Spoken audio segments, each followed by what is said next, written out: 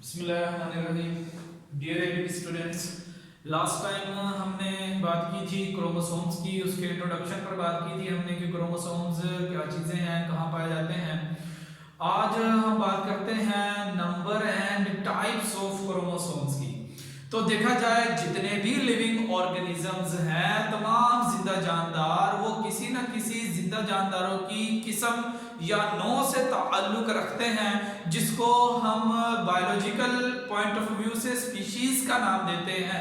तो अब वो कहता है कि अगर देखा जाए जो क्रोमोसोम नंबर है, number of chromosome is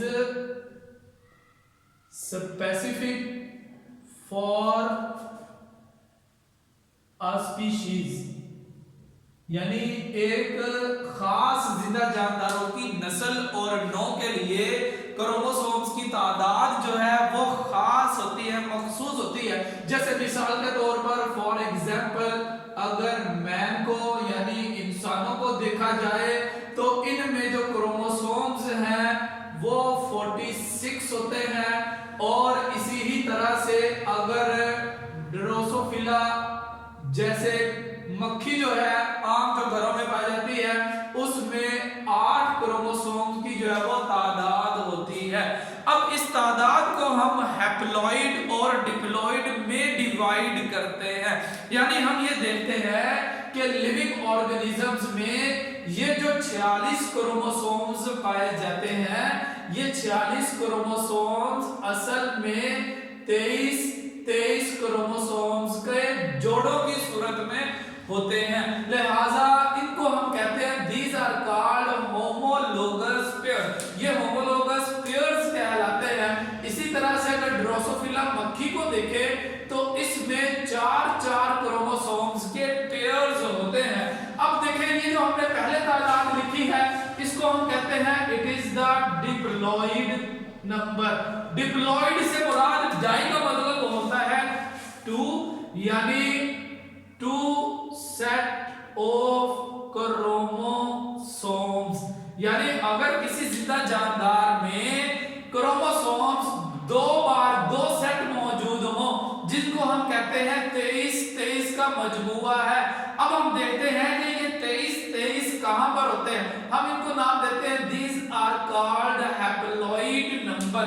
haploid number से मुराद ये है कि single set of chromosome, single set of chromosomes, यानी क्रोमोसोम्स का एक ही सेट मौजूद हो, एक ही मजमूआ हो, जो कि हैप्लॉइड कहलाता है। अब ये क्रोमोसोम्स की तादाद जो है वो हम इनकी शक्ल सूरत के एतबार से बनाते हैं। यानी हम ये देखते हैं कि अगर एक ही जैसी शक्ल और सूरत रखने वाले क्रोमोसोम एक ही बार हो तो वो हैप्लॉइड कहलाएगा। अगर उस जैसी शक्ल और सूरत रखने वाले क्रोमोसोम तादाद में 2 हो जाए तो ऐसी सूरत में वो डिप्लॉइड कहलाता है। तो हम ये देखते हैं कि डिप्लॉइड क्रोमोसोम्स की तादाद कब होती है, कहां पाए जाते हैं। हम देखते हैं जो हमारी बॉडी में जाइगोट बनता है, जाइगोट में क्रोमोसोम्स की तादाद 2n से जाहिर करते हैं डबल होती है, जबकि हैप्लॉइड क्रोमोसोम्स की तादाद जो है वो कहता है सिर्फ बॉडी के अंदर पाए जाने वाले सेक्स सेल्स में होती है।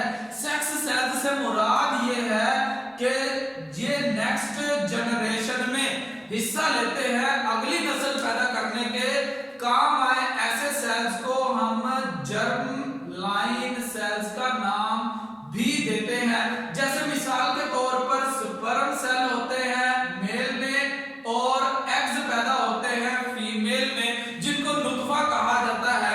मेल नुत्फे के अंदर 23 क्रोमोसोम होंगे, इसी तरह से इंसानों की फीमेल नुत्फे के अंदर 23 क्रोमोसोम होंगे। ये 23 क्रोमोसोम्स जब इकट्ठे मिलते हैं, अगले जिंदा जानदार की बुनियाद पड़ती है जाइगोट से, क्रोमोसोम्स की तादाद फिर से 46 हो जाती है, डिप्लॉइड कहलाती है। जब इस जिंदा जानदार की आगे डेवलपमेंट होगी, ग्रोथ होगी और ये नशोनुमा पाकर एक मुकम्मल जिंदा जानदार की सूरत इख्तियार करेगा, तो जब इस जाइगोट से पैदा होने वाले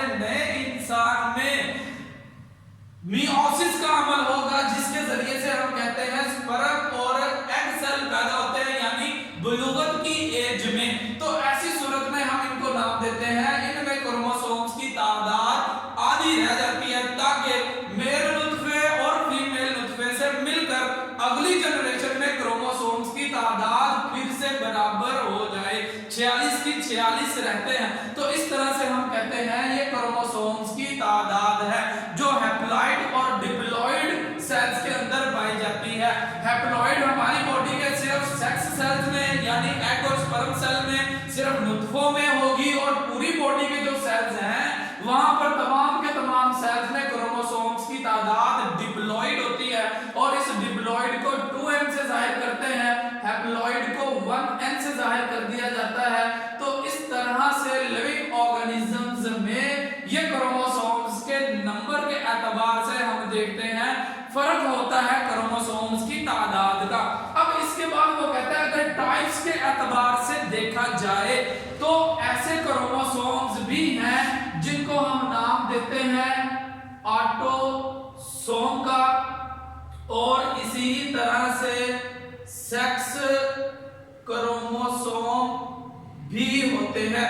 ऑटोसोम से मुराद ये है कि ऐसे तमाम के तमाम chromosome that are same in male and female, ऐसे तमाम के तमाम क्रोमोसोम जो मेल इंसान में और फीमेल इंसान में एक ही जैसे होते हैं, जबकि ऐसे क्रोमोसोम जो के डिफरेंट होते हैं, different in male and female, तो ऐसे क्रोमोसोम्स को हम नाम देते हैं it is called the sex chromosome. तो किसी भी स्पीशीज में जितने कुल क्रोमोसोम्स के पेयर्स हैं, जोड़े हैं, उन जोड़ों में से जो लास्ट पेयर है इसको हम डोनेट करते हैं या इसको हम रिप्रेजेंट करते हैं as the sex chromosome, last pair of homologous chromosome. यानी कि इंसानों में इस एतबार से देखें यहां पर 23 पेयर बनते हैं, 23 जोड़े बनते हैं, तो इस एतबार से इंसानों में जो 23rd पेयर का क्रोमोसोम होगा, यानी देखें हम अगर कहते हैं कि अगर ये क्रोमोसोम नंबर सपोज किया 1 है, तो बिल्कुल इसी जैसी शक्ल सूरत वाला एक और क्रोमोसोम भी होता है जिसको हम कहते हैं इस क्रोमोसोम नंबर का पार्टनर है, पार्टनर होमोलोग है, लिहाजा शक्ल सूरत में एक जैसे हैं तो ये होमोलोगस कहलाते हैं। सिमिलर, होमो से मुराद है सिमिलर स्ट्रक्चर, और इसी तरह से क्रोमोसोम नंबर 2, क्रोमोसोम नंबर 3 से लेकर इंसानों में 22 तक के क्रोमोसोम एक जैसी शक्ल सूरत के होंगे, और हम इनको कहते हैं कि ये जो ऑटोसोम्स हैं इंसानों में क्रोमोसोम नंबर 1 से लेके क्रोमोसोम नंबर 22 तक एक जैसे हैं, शक्ल सूरत एक जैसी है, जीन्स का डिफरेंट हो सकता है।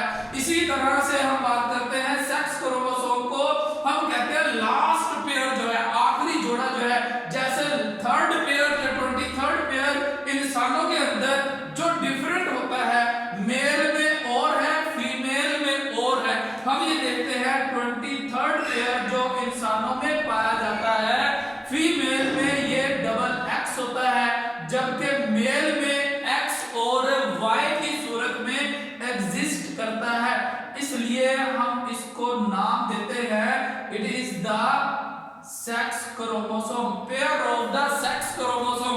इनको सेक्स क्रोमोसोम का जोड़ा इसलिए कहा गया 23वें पेयर को कि इस क्रोमोसोम की वजह से अगली जनरेशन में, अगली नस्ल में कौन सी जेंडर का बच्चा पैदा होगा, नस्ल में कौन सा मेल पैदा होगा, फीमेल पैदा होगा, उसका तायुन होता है, लिहाजा हमने इसको नाम दिया these are called sex chromosome. और इंटरनेशनल लॉ के एतबार से किसी भी जिंदा जानदार में जितने क्रोमोसोम्स के टोटल पेयर्स होंगे, आखिरी पेयर को सेक्स क्रोमोसोम का नाम दिया जाता है। इस एतबार से ड्रोसोफिला में देखेंगे तो हम इसमें पहले 3 पेयर जो होंगे ड्रोसोफिला में, क्रोमोसोम नंबर 1 से लेके क्रोमोसोम नंबर 3 तक, ये ऑटोसोम कहलाएंगे, जो फीमेल मक्खी में, मेल मक्खी में एक जैसे होते हैं। और इसी तरह से ह्यूमंस के अंदर अगर हम देखें क्रोमो नंबर 1 से लेके 22 तक ऑटोसोम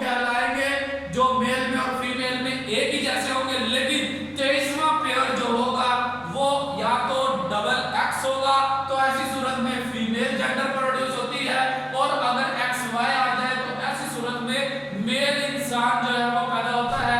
तो इस तरह से हम देखते हैं कि क्रोमोसोम्स ना सिर्फ लाइफ की एक्टिविटीज और तमाम जिंदगी की खुसूसियात को कंट्रोल करते हैं, बल्कि अगली नस्ल में जेंडर कौन सी पैदा होगी, यानी बच्चा जो अगली जनरेशन में पैदा होना है वो मेल होगा या फीमेल होगा, उसका तयन भी करते हैं।